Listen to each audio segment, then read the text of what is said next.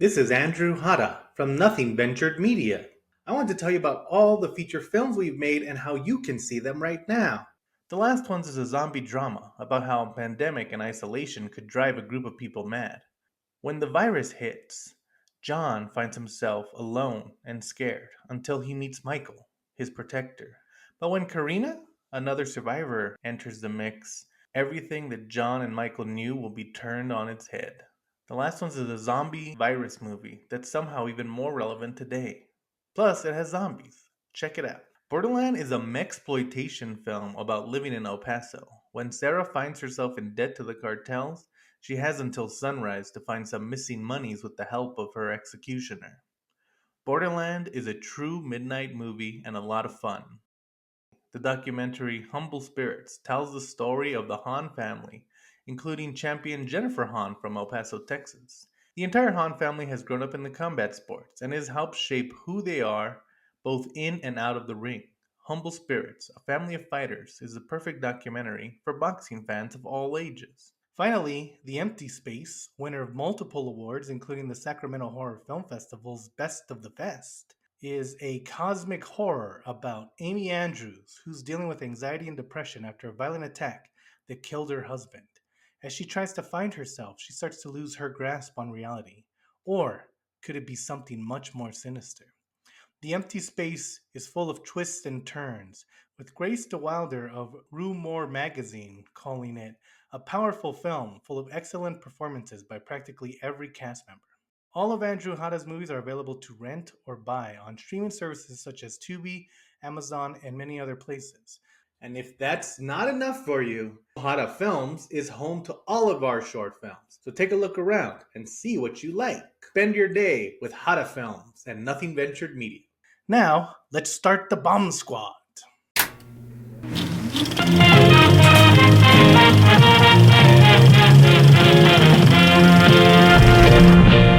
What's up, guys? Welcome back to the podcast. William is still gone. Oh, yeah. Did you see that new commercial? Wasn't that cool? Doesn't it make you want to go buy my movies or whatever? Good. Go like and subscribe to the channel that I'm advertising that's not this channel. But yeah, welcome to the Bump Squad. William's not here again. But we brought Abby back, of course. Hello, thank you for having me. Yes. And so, like, originally we were going to pick, but then after Johnny Mnemonic Yeah, and we Alien really, Romulus, we really Howard hit the poorly. Duck. Yeah, it's been a rough month so far. So I couldn't do another. I couldn't try again. There's only so much good you can give, and we ran out of it. So today, having picked 2014's Edge of Tomorrow, or as I like to call it, Live, Die, Repeat, or as I like to call it even more, All You Need Is Kill. It stars Tom Cruise, Emily Blunt, Bill Paxton. Oh my God, I love you, Bill Paxton. Brendan Yeah. Gleeson. It's also funny. It's one of those movies that has like, this guy has an Oscar. Why are you in this random role? Yeah. And it's directed by Doug Liman. Lyman? It's the best movie by a long shot. Oh, yes. And it's written by Christopher McQuarrie. You know him from now he only does Tom Cruise movies, Yeah. which I is have not a a real- bad... I have a conspiracy theory, which is I suspect, because there are two other writers credited with this screenplay, and I suspect that McQuarrie did like a bump up polish when Tom Cruise signed on to it, would be my guess. Yeah. See it. Because the other two writers are Jez Butterworth and John Henry Butterworth. Brothers. Or maybe sisters. I don't know. Jez is kind of asexual. We'll find out. But also, I think it's cool. Well, Tom Cruise, if you know anything about him, he's famously, like, when you hire... Jez is a man, so they're brothers. When you hire him, he, like, does kind of dissect everything. So he'll rewrite the script. He'll make it match himself a little better. So, like, that's not a crazy conspiracy theory. I could see it happening. But Josh, why don't you tell us what Live, Die, Repeat is about? Okay, so Tom Cruise is a army man, an army spokesman. Oh, He's yeah. very good at his job, Yeah. but he talks some sass to a British general. He's like, "Hey, I'm gonna call you a deserter and ruin your life." And in the event of him going into a combat zone, he gets some alien blood all over his face. Yeah. And for whatever reason now he's suddenly waking up. He's in a Groundhog's Day situation. His name is William Cage, and he's in a metaphorical cage in the film. So Yeah. that's basically the premise. I kind of gave you the perfect. You could have just said he's gonna live, die, repeat, but you went a different way with it. So that's cool. All he needs is kill, is what I wanted to say. Yeah. Too late. Yeah. So Abby, why did you pick this movie? Because you said that I couldn't pick Wild Wild West. Again, guys, we it's just been a rough did month. Howard Liz. the Duck, We John can't do- Mnemonic, just garbage, just pure trash. Just movies You where know you what? spend a lot You of know- time looking out the window. You know. I think it's time to reevaluate Wild Wild West. Not this time. We can do that later. That's what Will Smith needs to apologize for, is what I say. No, the reason I picked this movie is I was one of the like dozens of people who saw this movie in theaters when it came out and really, really loved it, and was very sad about the fact that it didn't do great at the box office. And I think it's a really interesting example of how you can have like, I mean, I really like this movie. I think it's a great, like, pretty solid script, pretty solid performances. Like, all the effects are pretty good, that kind of thing. So you can have a pretty, like, good product, especially for the time that it came out. And then, like, it just gets, like, beefed at the marketing stage. Yeah. Where it's, like, it has 3 different titles because it was based on a light novel / manga. So it's adapted from that, which is All You Need Is Kill. And then when they originally released it, it was Edge of Tomorrow, which is like basically doesn't tell you anything about the movie. All the advertising for it was really weird. Like, this stars Tom Cruise, like he should be able to, and Emily Blunt, I think, even had been in stuff pretty recently at that time that she was like, that, you know, they both have like cachet as stars. They should have been able to draw an audience, but and then when they released it onto streaming, they renamed it Live, Die, Repeat. But now if you go look for it on Netflix, it's back to Edge of Tomorrow. Yeah. So it's so weird. It's that weird thing of, I love when a movie is like good and competently made and it still somehow like can't find its audience for whatever cursed reason. Yeah, well, and I want to talk about the way I discovered it, but I want to say that this is kind of funny, talking about the title. So originally Doug Liman wanted it to be called Live, Die, Repeat. He said it didn't, like, All You Need Is Kill didn't really fit the way they kind of adapted it. So he wanted to call it that, and then they were like, no. And they changed it to Edge of Tomorrow. And then also, I like the name Edge of Tomorrow. I'm like the only person. I was originally going to call the empty space Into Tomorrow. It's a thing. It would work. Edge of Tomorrow's good, but you don't know it's time does travel. not make You just any think sense. it's the future. Yeah. I think both of them are kind of like, they're fine. I Yeah. don't like either of them It's- more than the other one, but I think both of them are incredibly It's mid. kind of like, Yeah. did that Tom Cruise movie Oblivion come out before or after this? It came out before. Okay, because that might even be because that movie was such a like kind of drop in the ocean that no one saw. People No, know it was a- another. Well, we'll talk about this in a second, but let me finish my thought. So what they did was they changed it on all the marketing, on the packaging. It would say Live, Die, Repeat, which was the tagline in big letters. But they like quietly changed the title, and then when people would ask, because people were confused, like, did you change the title or what? And the company, I think is it Warner Brothers? Somewhat. Yes, Warner Brothers. Warner Brothers would not answer them. They refused to say whether they had changed the title or not. So like Warner Brothers nobody just like, knew. And so like literally, even if like I'll put the poster on here, but even the poster, like Live, Die, Repeat and Edge of Tomorrow are the exact same size. And so that's why it's weird. So you'll see it as both at any time, and like essentially they're both correct. But It's good in marketing when you can't Yeah. even say It's- what your product is called. it's always good when you have two titles for one It's thing. great. But the reason because I also was one of the few people who saw this in theaters, and the reason I did was because like Tom Cruise had, like, every big movie star will go through like a slump where they're not making as many movies. They're not getting as cast as, for whatever reason, like Jennifer Lawrence. Sometimes it's like she wanted to start a family, so it's self-imposed. Sometimes it's business imposed, or like Arnold joined the governorship. But so Tom Cruise kind of had a slump, and then like Jack Reacher kind of brought him back. And Jack Reacher was really cool. Like I saw it and I loved it. I thought it was a super cool movie.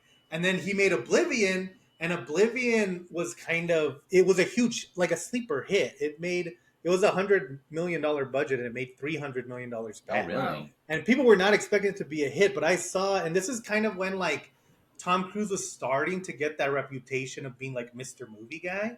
Mhm. And so because of that, and because of how good Jack Reacher and Oblivion were, like two movies where I was like, Tom Cruise should not be in these movies. You know? I like when I saw Edge of Tomorrow and I saw it had Bill Paxton, I was like, okay, I'm gonna go watch this movie in theaters right away. And so that's how I saw it. And yeah, I love this movie as well. It's sad because Oblivion's also cool, but this movie's just way better and it like blows it out of the water. Yeah, I didn't know that. They're made right Oblivion next to each other. Yeah. made money because it's kind of like the Batman and Robin thing, right? Where it's like, oh, it actually made way more than its budget, but Yeah. the tone was like the vibes where people were.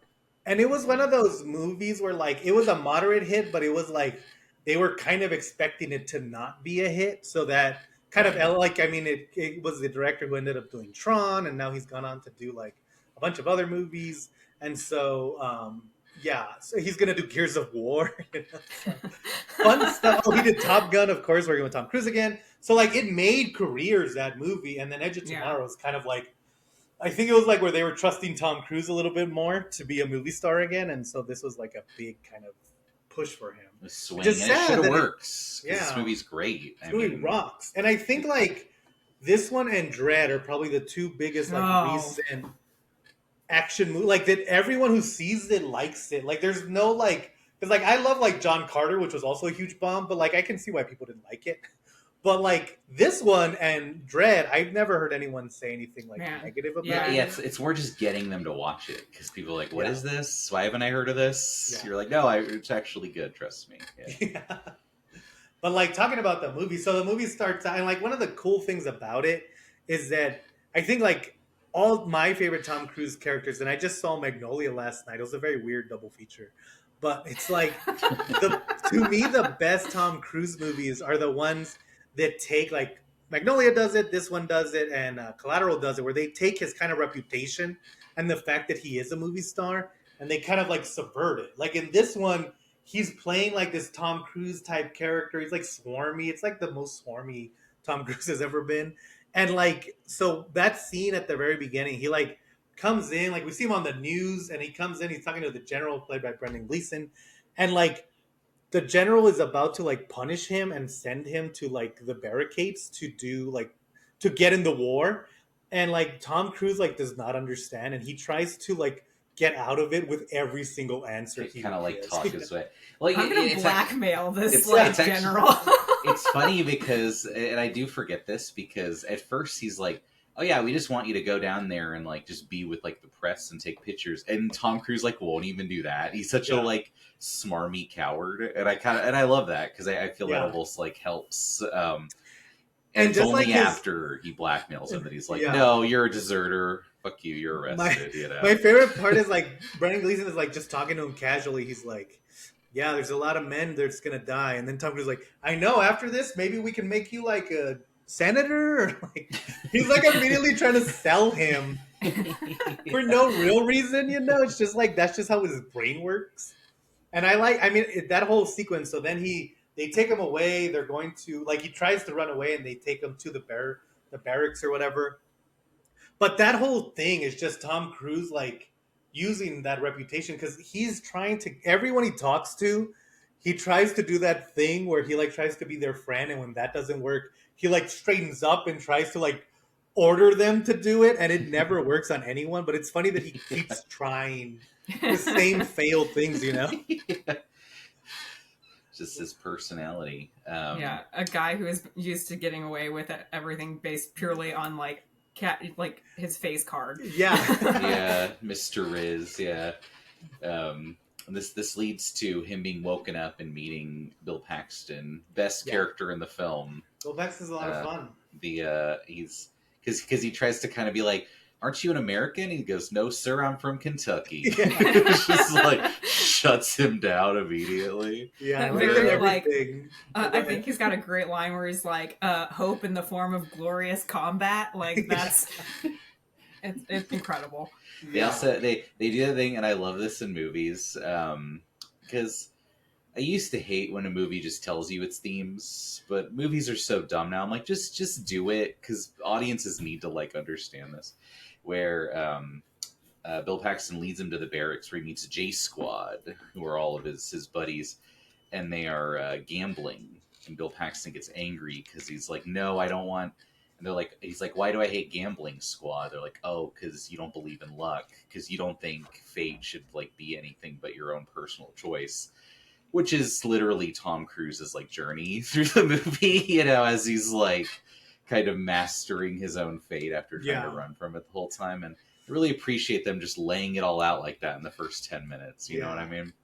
Yeah, Well, Yeah. speaking of laying things out, I really appreciate that the first 10 minutes of that, like, Bill Paxton is, like, essentially just laying out beats to be repeated later. right. But, Yeah. like, with such. One of the things I really admire about this movie is, like, it's a Groundhog Day time travel loop movie. You see a lot of the same sequences over and over again. But the way that they choose to, like, slow down and speed up that process and Yeah. how they skip forward and backward and like kind of the emotional tones they're hitting with each different cycle is really smartly done. So it's like I love that you spend this first one having like this big long monologue that Bill Paxton is giving Tom Cruise's character. And then the second loop through, Tom Cruise is like actively walking faster away Yeah. from him so that he can get ahead. It's just And it's good. It's establishing like all the like building blocks that you will need later. Yeah, I think like that. I did want to bring that up because on watching this again, one of the things I really noticed is how good the pacing is, and like the most impressive. This movie is not even 2 hours, and one of the most impressive things is how many scenes they really take their time on. Like that scene with Brendan Gleeson, that could have been an email, that could have been a phone call scene, but like they really take their time. They really get you to know Tom Cruise's character and everyone else's. And like it not only works as character moments, but it also works as reminders. So when we go back and repeat these scenes, we kind of remember things that like one of the soldiers doesn't wear any underwear when he's wearing like the big mech suits that they have. They have like these big armored mech suits, and like when you're watching it the first time, you're not thinking like, oh, this is something I need to remember. You're just laughing because that's a funny scene. And so when it comes back, you don't need to be told, oh, this scene's happening again, because like, oh no, I remember this scene because of the humor, not because I had to. It's just like really, really smart writing on every level of this movie. I happened to, when we were watching it, pause like right at the point. So there's a point later in the movie which we'll really get to where they like get off the like storming the Normandy beach scene, right, with all the aliens, where they finally start to make progress past that point. And I happened to pause it, and it was like an hour into this movie that is less than 2 hours long. So the fact that they take their sweet time kind of like going through this and really like teaching you who these characters are and like what the stakes are and like really like amplifying the challenge present, which is really interesting. I know like we're talking about Twisters, where I feel like I really enjoyed Twisters, but I came out of it being like, we no longer know how to do an ensemble movie because we don't know anyone in that movie except for the main characters. Whereas here you kind of like, you really spend your time, like, obviously there's not a whole hell of a lot going on with like the tertiary J Squad characters. And they are very much like, they're that guy that you've seen in every action movie since like Predator and Aliens, but still you spend enough time with them to like know a little bit about them. Yeah, and they're different enough. And even like some of the characters, like later on, we meet a mechanic who got fired, but even giving that guy like a lot more depth, or like it also like there's a way where there's a point later where Tom Cruise like tells the secretary like how he knows her, and like it's to imply that he's been there a million other times, but it's also like it gives her more characterization. So when stuff happens, you're like paying more attention to these characters, And so I think it's super well done, especially that part.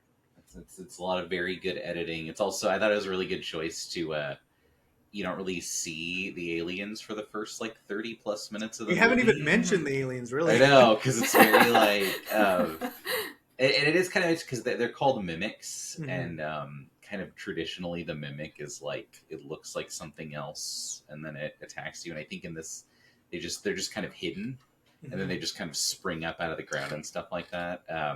But it is kind of cool because you hear about like how scary they are, and then when you finally see them, you don't quite know what you're looking at because I think Yeah. they're like all like weird moving like parts kind of. Yeah, This yeah. is an interesting design. I Yeah. I do like I just like the world of this because so many times you have Independence Day where they'll do like one attack and then they kind of wait a few days for the humans to recollect, or like Aliens, they never actually get to Earth. But this is one of the only movies where like we're in the midst of this alien invasion. They haven't stopped attacking and we are not even close to winning. Like we're losing so bad that like their only goal is they're just gonna throw every person they possibly can at this force and hope that we win. And it's like it's a cool setup in general. And then yeah, the alien design, it's like they're kind of a mix between like the aliens from or the robot from the Matrix and like kind of like there was a design going around at the time with a lot of sci-fi movies that were kind of similar to this, but I think this is the best because they do feel like real things. They don't feel like someone made this idea, it feels like a real creature. I think that's true too for like, so the soldiers all fight in these like power suits basically that are they exist in real life really, where or they're based on something that exists in real life, where they're essentially a rig that goes around the body to like enable you to lift heavier things and that kind of thing. But like the design of those suits is so clunky and kind of like greeble heavy and Yeah. just feels like very practical and grounded in a way that's really interesting. Yeah, I agree. And I think like a lot of this movie could have come off silly. Like Emily Blunt's character, we haven't introduced yet, but she has like an anime sword. And like, Yeah. but then they kind of use it as like, oh, it's like every poster she's in, she has that sword. You kind of tell like, oh, they're using it as symbolism and because like she figured out a way to utilize it. But like, it's an interesting thing to just add that and have that confidence to be like, yeah, we're gonna put an anime sword in this. It's gonna probably work. Yeah, yeah, it's cool enough. I mean, and I assume that a lot of the design stuff's just listed like from like the actual like I would assume so. manga. But Yeah, haven't, I think that like in the manga, the Rita Vertasky character does fight with like a big huge anime axe. Makes So. sense. Yeah. Yeah, I do think one thing I also think is interesting before we get to Emily Blunt, is all the characters is all the like the squad that he's with. They're just unlikable enough that we're kind of okay when they die. Yeah, because they're gonna die a really, lot. They're really mean to him. Yeah, they're kind of jerks. And they do think he's a deserter, but he's right. So and it's like it's already set up that there's a reason we're gonna eventually like them. But it's funny that like at the beginning you're like on Tom Cruise's side. You're like, man, these guys suck. It's also true, I think, of Tom Cruise's character as well, and like to an extent, Tom Cruise too, right? Yeah. Like I've seen a bunch of reviews for this movie that are like had a great time watching Tom Cruise die over and over again. Right. But like hundreds of times. It kind of like it starts you off at that point where you kind of like dislike everyone, or you kind of you don't necessarily feel bad. You don't feel bad for them when they die, and then kind of like ramps you up to the point where you're like, actually, I do have empathy for these people, which is really smart. Yeah, and I think like you're like even Tom Cruise's character is kind of unlikable at the beginning, and I think that first scene where like they go onto the army and they drop and it's like it's so hectic. Nobody's even told Tom Cruise. Oh, one thing that I forgot to add at the very beginning, they say something that's very smart. They say with the introduction of these mech suits, anyone can use them with just a few hours of training to kind of, and that tells you that like none of these people are combat ready and they're just kind of going down there to see what happens. And I think like that's like a good metaphor even for the entire movie of like just kind of like anyone, like you just can't sacrifice people, like we all exist. But I think like it's cool that they're doing all these kind of things, but that first scene is so chaotic. Tom Cruise can't figure out how to turn off his safety, so he's just running, like everyone's dying around him. It's like it's so well done that you almost like you're glad that you get to spend so much time in this kind of battlefield. And there's that great sequence where Emily Blunt's character shows up and looks really cool, like against the sky, and then immediately gets like shot by like a tracer ammunition and dies instantly. Yeah. Like And And then Tom it's Cruise like, goes oh, like, this is "Oh, the what?" person who's supposed to be like saving us. Like this is like the hero of the movie. Here she, oh, she's dead. Great. Yeah. And it's such a, like, it's a good subversion. So then he sees one of the mimics, and he's like out of bullets, so he only has one of those grenade, or like it's Like one a of the claymore landmines, mine type of claymore thing. mines. Thank you. Yeah, yeah, yeah. And he explodes it, and it kills the thing, but the thing ends up bleeding all over it, and then he wakes up and he's back in the past, and that's how he's able to jump back one day, and he's able to live the battle a lot. I am really surprised every time I see it by how like how incredibly gory that At shot of first, him that, getting yeah. like Oh because it's yeah, like of the Tom alien blood Cruise is like getting it's like melted. acidic Mhm. alien blood like just melting into his face. It's like it's pretty gory. Yeah, his like whole cheek is like gone. It's Yeah. like melted off. It's such a gross scene. Yeah, it's I think it kind of gets away with it because of the fact that it's like alien blood and like blue. Yeah. Like at first you like your brain doesn't really parse what you're looking at, but it is really Yeah, destructive. yeah. It's a hardcore scene, and I think that makes it even better. And I think it's that thing where I wonder if that was a directive from Tom Cruise, because you don't ever really see Tom Cruise die that often, and so Yeah. this movie I really read makes it- up for it. Yeah, I read that he hadn't died in a movie for like 22 years before this. yeah. I That can makes see it. so much Yeah. sense. But yeah, that's interesting. And so like then we get like the fun and games is how Save the Cat I don't know why I always reference Save the Cat. But where like Tom Cruise is figuring out that he dies or he can come back. And like there's just a lot of my favorite scene is like there's a part so he finally sees Emily Blunt, he explains to her what's happening, and she goes, "Okay, when you wake up, come find me," and then they both die. Another cool scene where she's just standing in front of a giant fireball. But then so then he to go find her, there's my favorite scene in the whole movie. He's like running with the whole squad, and he tells Bill Paxton, like, he's like, "Hey, fuck you, Sarge." And so he's like, "Oh, dude, push-ups." And his plan is to like sneak under a passing truck. Yeah, he rolls under Yeah. it. Yeah. He rolls under and he gets squashed. And then goes back and goes, "I wonder what his plan was." Yeah. But it's and like that's the pacing is what I'm, because that scene, they take so long with that scene for that setup, but it hits so well that it's like such a memorable scene. It's good too because you can like he plays it so world weary and like these days that he's lived over and over. Yeah. You know, where he just doesn't have time to like listen to this for the 100th time. You know, I truly love the second time he's trying to roll under the truck, and he's like, you can see him being like, I really don't want to get hit by the truck again. Yeah. He's like, oh, I'm gonna do it anyway, but oh. And I think like that's what makes it so cool is that like we're also so used to seeing Tom Cruise like in most of his movies like this is the best guy who's ever done it, and so like to see him constantly fail, it's refreshing, you know. Yeah, he only becomes Ethan Hunt by the end of this movie. Yeah. he's He a doesn't real start screw as up Ethan beforehand. Hunt. Yeah. But I like to because he meets Emily Blunt, and this is kind of the big exposition scene where she takes one of the scientists, and as someone who kind of hates most time travel movies because none of them follow their own rules, this does a really good job of like explaining like why, because it's like they're like, oh, these aliens, it's not just like individual, it's like one hive mind, and then like the big blue one that blew up all over you is an alpha, and anytime that an alpha dies, the mind resets the day. So because its blood is in you, your like memory is getting reset with it, and it's like, God, that's such a great sci-fi explanation for this. Yeah. You know, because Yeah. usually it's very lazy Yeah. and poorly done. You And know? one of the cool things is they explain. So like Emily Blunt has been set up from the beginning of the movie as this huge hero. Like she's the one who kind of they not changed the tide because they're still losing badly, but she gave them their first victory. And so eventually Emily Blunt like lets him, because then they go into like a long training montage which is full of yucks. But Emily Blunt like explains to him like, "Oh, this happened to me already." And that's how I was able to win because I kept resetting the day until I did.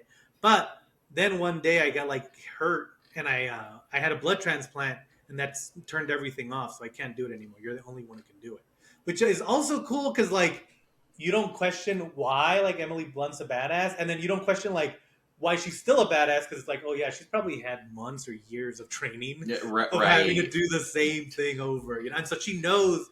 Even if some of it was muscle memory, a lot of it was just like learning how to fight these creatures. Yeah, no, it's good stuff. It's very tightly constructed, and then the whole thing is like eventually you're going to start having visions of the mine. Once we locate it, we can kill it. Only to find out later that it's a red herring, as it were. Trap, yeah. Yeah, That's it's a cool like, setup. Yeah, yeah, they eventually like move. So the first, like, after they figure out that they want to see the visions, as they start getting the visions, they start moving away from the battlefield.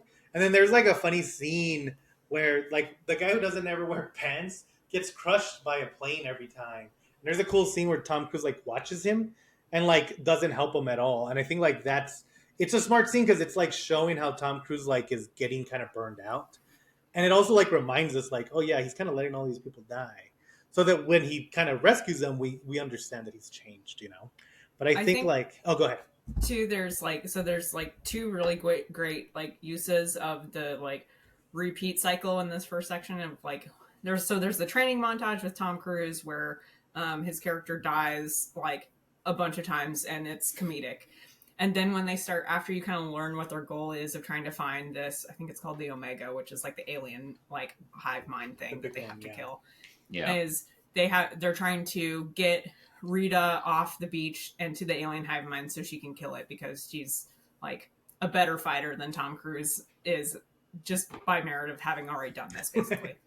um and like the Tom Cruise training montage is really funny because like she's constant, she often is the person killing him because he gets just hurt shooting him during in the the head. training. Yeah, yeah, he like Yeah. breaks his leg or something. Yeah, Yeah, but then like then when they move, like when the goal shifts, and I feel like this movie has a lot of like constantly changing what the goal is. So like the goal first is to train him, and then the goal is to get off the beach. Mm-hmm. And like once you shift to the goal of getting off the beach and like towards the Omega, like you start to have the challenge being is keeping Rita alive. And like the fact that the repeats of her dying are very not funny, and like they really use that as a like building empathy and like how frustrating this is and making you care about her character just because Tom Cruise's character starts to care about the fact that he can never like keep her alive.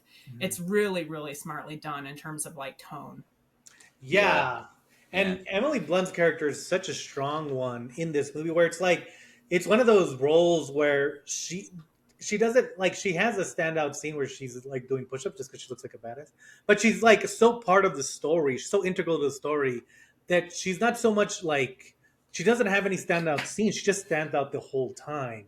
So as she becomes more of a character, it doesn't feel like, oh, now it's Emily Blunt's turn to be the star of this movie. It just feels like we're expanding the world and she's a big part of this world. And like I think like I heard that Tom Cruise wanted specifically picked Emily Blunt, and I don't know what she had done before this. It to me it didn't feel like a role she usually picked, but it's so good, and like it kind of Yeah, Oh like it's yeah, I think it interesting. led to so many more of these Yeah. cool roles she's taken. it's kind of a cool inversion too, because yeah, kind of once their goal is getting off the beach, they figure out, or they think that this mine is at this dam in Germany. They're like, okay, we need to get off the beach, steal a car, and just drive there. And that's kind of where a lot of them like their like quiet moments are. Um, and at one point, he mentions this name, just the name of some guy, and she's like, "Don't ever say that name to me." And then and he's like, "Who was he?" It's like, "Oh, just someone I knew who like basically saw him die like 300 times." And it's like, "Oh, what's happening to him happened to her." Like, because he's clearly like kind of falling in love with her, even though she's only known him for a day each time. But he's known her for Yeah. years. And There's then a great yeah, scene where he's like, "I wish I didn't know you, but I do," and she's like, "He's a stranger to her, but yeah, he he's knows just her the really next well." guy, Yeah. the Yeah. mission objective. And Yeah, I think there's like a scene where they get to a farmhouse, and it's another one of my favorite scenes in this movie because they're trying to get, they know that they're trying to get to a car, and so they're trying to figure it out. And they get to a helicopter, and Emily Blunt wants to take the helicopter, and Tom Cruise is like kind of hesitant. He's like, "Oh, let's get some coffee. Let's take a nap," And then he it's tells just like chill. she slowly realizes because he knows what she gets in her coffee. She slowly realizes that he is stalling for time and he doesn't want to go. And so she kind of gets it out of him and he like explains to her that they can't survive this little trip, the next part of the journey together. Like he survives or none of them survive, but there's never a like Yeah, outcome she so never far makes where it. she Yeah. makes it. And in Well, that moment, like it's also the last time that we really see Tom Cruise die for fun because every time after that, it's like that Mm. scene right there kind of sets the actual stakes. Where it's like before they were kind of on an endless loop, so it didn't matter. But now it's like even if they can do this forever, but Tom Cruise is like losing it because the person like just imagine like that idea of the person you love the most. Not only do you have to see him die, but every single day, and you might have to eventually leave them to do that. You know, like it's not there is an outcome where Tom Cruise can't save her and the world at the same time. and not even like die like a normal way, like in the most horrific way. Yeah. Like someone could like just like being impaled by The alien mimics are not spikes or nice when whatever. they murder you. They Yeah. savagely rip you apart. You know what I like too in this, and that's one of those things in like especially like kind of big like repeat time travel stuff. You like I always think like, oh, why doesn't someone just do something completely different? And there is this brief scene where he just straight up escapes the base alone Oh, he and goes to just the like bar. drives to like London just to have a drink because I mean he's probably sick of his horrible existence. Yeah. Only to find out that like that doesn't matter either because the mimics were already like in London and they just like Mhm. attack and start killing everyone. And it's such kind of a good like, oh, there is nothing else to do because the whole world's gonna end if you don't Yeah. do this thing. And I was like, that's really good because I you like would think about that.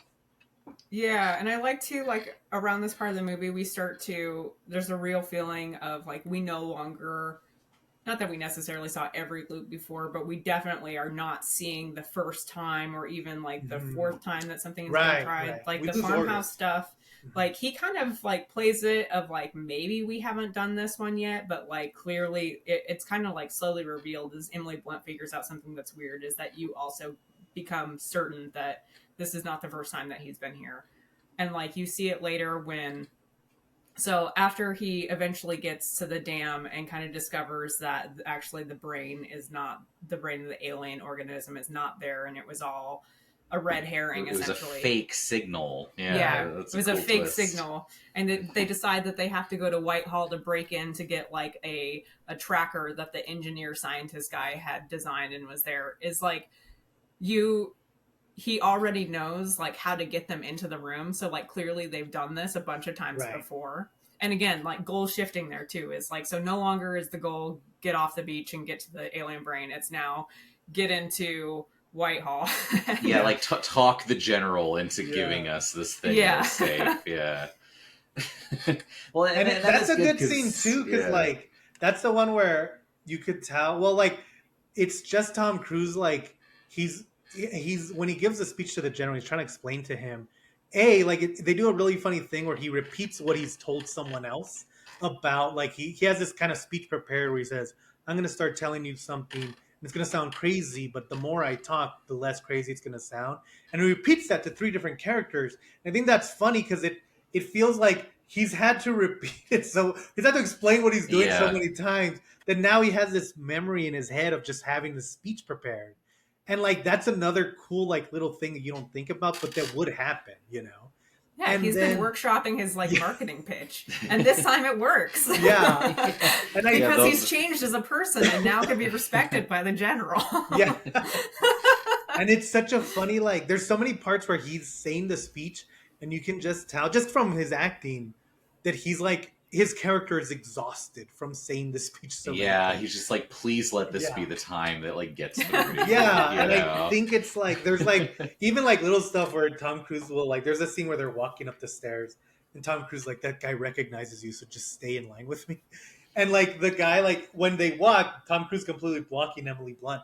And it's such like even little things like they really thought about how they could inject this time travel into every single little interaction that they're Mhm. having. And I think that's what makes it very smart, and that's what makes it kind of above a lot of typical time travel films, you know. Yeah, no, Except for the greatest one of all time, it's called Back to the Future. Um, But Um, yeah, they explained it, Josh. It's called the flux capacitor. I was gonna say this. I would say this is the second best time travel movie because Back to the Future is the best. Back to the Future is just a perfect movie. It's like Yeah, it's not really the time travel isn't involved. It just happens to be amazing. it's no, and the time travel is super silly in that, but and Yeah. I'm fine with that if the movie's good enough. It's Right, more when right. you're doing a hard drama and the time travel still sucks. Where I'm like, come Yeah, on, when you're man, pretending to don't, be like really serious, well thought out yeah, sci-fi, the Yeah. time don't travel sucks. Yeah. don't time lapse me, Robert Heinlein. Get out of my face. Yeah. But yeah, and I think like yeah, and then there's that part where they find out where the Omega is. I won't spoil it, but there's like my favorite thing is they're like, "Oh, we're going to need more than us to do this." And they're like, "Oh, I know some people." And then like there's like a part where he starts to say the speech and it just cuts to later where he's like, "And he knew everything about me." And like it's so well done, and like it's by this point we've spent so much time with the Marines that we've also grown to like them as well, and so has Tom Cruise. And so like now we don't want them to die, and so it's like a like this movie's full of like just Well, good and they characters, you do know. the and I don't know if this is maybe the one part where it doesn't totally work, but that might just be because the last action sequence is in complete pitch blackness, which is like Yeah, I'm not always a fan of that, but Yeah, I it, think the third act of the movie is a little bit like rougher around the edges than every other part of the movie, which is a yeah, shame. But but like, he yeah, loses because he gets shot or they get in a car crash or something right after he figures out where it is, and he loses blood and they do a transfusion, so he right. doesn't have it anymore. So the rest of the movie is him not in a time loop, and you're kind of like, okay, so we just have to hope that he's really good at fighting, and it works out obviously Right. because it's a movie, but you almost are like, oh, I almost wish that they could have like kept the time loop just to kind of make it trickier. I don't know. See, I think like I do think that the ending is a little bit clunkier than especially the beginning and the middle. But I think like yeah, this is one of those movies that's just it would have been hard to end it anyway. You yeah, know, it's like I don't know Yeah, what I would do instead. you don't want it to be 2 hours 30 minutes either. what he No. what he should You have done know, was taken Omega to the Mystery Under the Sea dance. Josh, it's called Back to the Future. I said it's the Called best Back to the time Future travel Part Two movie. is the movie I was actually talking about. It That also one's happens in that film. that one's worse than this one. I think. That's two is the low point. But I no. will say, I think that they make a smart decision of like, so he's out of the loop, and they almost never really get him back. Like the characters that survive are almost never in like close quarters combat with the Right. aliens. Yeah. So it's always like ranged. So like it's very much it doesn't it feels like just trying to stay like a half step ahead of them because like Yeah. literally out of their range. Yeah. And it does make So- sense because they are kind of like behind enemy lines because the mind Mhm. doesn't know Yeah. they're there. That's why it's the one shot that might work, you know. Mhm. So Right. I accept it. It's just more the final scene is very just like they're kind of in a plane and they're like flying in Yeah, the water. yeah. And it's very like it's very dark. It Yeah. does feel very like because the whole movie we spent in the mechs, you know, and so it does feel very like, oh, this is a completely different thing than what we've Mhm. seen before. Kind And of a I chase understand, like, you scene. kind of want to up the stakes for the final. And I think it's just it would have been a hard movie to end regardless. And I think I it does. agree. I will say, and I'd like to hear your thoughts. So, like, this is one of the movies that they talk about all the time. Like, oh, we're trying to make a sequel. We want to do it again. I think District 9's another one. District 9 belongs on that list with Dread too. But I don't really think this movie needs a sequel. No. To be honest, yeah, No. No, it's it so would, perfect by it would itself. it you would know? almost mess it up to do a sequel. Yeah, it Yeah. would mess it up. You can't do a sequel to this 'Cause They I- should just not touch it. Yeah, I think like by the end Was they he gonna stopped. get the blood again? Come on. Yeah, exactly. It's just another day. It's like okay, this And happens a no lot. Bill Paxton, you know. Right. Yeah. Yeah. Which is Something so- Twisters is also sorely missing. This movie does do avoid one of my most hateful tropes, which is the girl and the guy get to the end and the guy like removes the girl from danger because he tries it multiple like Tom Cruise's character tries it multiple times to remove Emily Blunt's character from like being in danger on this last day when neither of them can repeat, and every time she's like, no, fuck you. Yeah. Yeah. And like it really does not shy away from continuing to keep her around, even though it means like terrible things are likely and do happen to her. And there was another movie that came out around this time, and I can't remember what it was now, but it did something like there was a guy and the girl, and they get all the way to the end, and then the girl gets shunted off to the side of the narrative so that the guy can go with the hero. Sure. And I remember sitting in the theater for this and getting to the scene where they're like about to face off with the big bad, and he's like, "You stay here, I'm gonna go ahead." And I was like, "Ugh!" But instead, they're like, "No." Yeah. Yeah. Yeah, because she's even like, we're both gonna die, right? Like, this does not matter. Like, this who doesn't goes. matter. This is like, I appreciate it, but you're doing nothing here. They do a. I would argue this is a I guess we'll spoil the ending, right? I mean, go watch it. No, it's on I don't Netflix. think we should. We don't want to. No, I don't think so. All right, Can we watch keep this it on there? Netflix. Yeah. I think I think because like this movie's so intriguing, I don't want anyone to like not watch it because of this review. I would say find out what happens because it is an interesting thing. It's a little bit different than a lot of time travel movies, so check it out, see what you think. Yeah. But it's good. Also, I do want to say before we wrap it up, there's this funny interview. Maybe I'll include it in our Instagram trivia thing. But it's Doug Liman and Tom Cruise talking because they met on American Made. And apparently they lived in the same house. What? And like Tom Cruise, because they were like, oh yeah, we were saying like, oh, we could all live in the house. And then like Doug Liman's like, yeah, it sucks to live with Tom Cruise because he's like a psycho about cleaning and like being neat. And then Tom Cruise was like, no, I think you just don't know how to be neat, Doug. Because like Tom Cruise refused to hire a maid because he was like, we can do it, right, guys? Yeah, this is incredible because it settled like a long-standing like conspiracy theory / argument I've had with a good friend of mine where I have always been of the opinion that Tom Cruise must mow his own lawn. Yeah. And she's always been like, no, surely he hires someone. He's so particular. I look at Tom Cruise and I say, that's a man who like mows his own lawn. Yeah, that's a guy who was like, no, I can't have anyone wash my dishes. Like, I gotta wash them. Like, I'm oh my god, messy, this is thrilling. And or so at the very least, yeah. like it's like he had to mow the lawn at least once, showing the lawn care guy how to do it, and then he pays him double or something. Watch that. I'll send you that interview. It's such a funny it's very telling of Cruise's character and how he kind of like does not put himself above a lot of people, like he was like, no, we can clean. Like he doesn't see himself as like, oh, I shouldn't have to do that, I'm rich. He was like, no, it's American made, we gotta be poor. Like we gotta set up a chore wheel, and if you ever had terrible roommates, you know how awful the chore wheel conversation is. Oh my god. And also it's like Doug Liman, and I think it was the movie like stopping in the middle of the scene to be like, well, Doug, this wouldn't have happened if you had done the dishes. And it's just like, and also like American Made was made in 2017. It was not made when Tom Cruise is still up and coming. It's so funny that he's like, let's just all stay together. Yeah, let's just save some bucks. Yeah, that's amazing.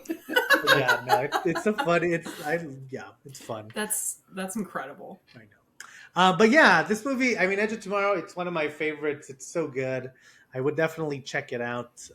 Even if like you're not a huge sci-fi fan, it's kind of one of those movies that you don't have to be. It's kind of like Fury Road, But yeah, check it out. Any last words, guys? It's good. I recommend the Paxton 2014 double feature, This and Nightcrawler, two amazing films back to back. You should really watch every movie that Bill Paxton was in ever. So that's my I guess that's just my general advice is that. So, but now, this movie's great, incredible. Watch it. Yeah. Abby. Emily Blunt is incredibly beautiful in this movie. It really is. It's funny. Oh my god, her arms look incredible. No. I didn't even realize, because I just watched that Quiet Place, where I was like, oh yeah, they come to Earth on meteors in this. I was like, and Emily Blunt's also in the other Alien Meteor. Oh yeah, and they do kind of look similar. You have to sneak around movie. This one's way better than those, but they're fine. See, they always talk about how Tom Cruise kind of like, oh, he knows a lot about movies. Like he knows what hits. I'm 100% under the impression that he saw that scene where she's like doing a push-up and he's like, put that scene as much as humanly possible in this movie. I mean, he was right. It's incredible. He is correct. Yeah. They like put it in the trailers. It's like it's ingrained in my memory. They were right. It was the one good marketing move that they did, that they were like, oh, we've got Emily Blunt in like a tactical armored vest and like cool like tack pants and like wearing nothing under the vest, and like you can see her incredibly ripped arms and I back. know. Like, wow, great. So good. But yeah, well, thank you guys. Watch Edge of Tomorrow. It's on Netflix. It's usually somewhere. And then I think next week it becomes Halloween, so that should be fun. Ooh. But yeah, check us out. We also have something very fun coming that involves you giving me money. So we'll talk about that later.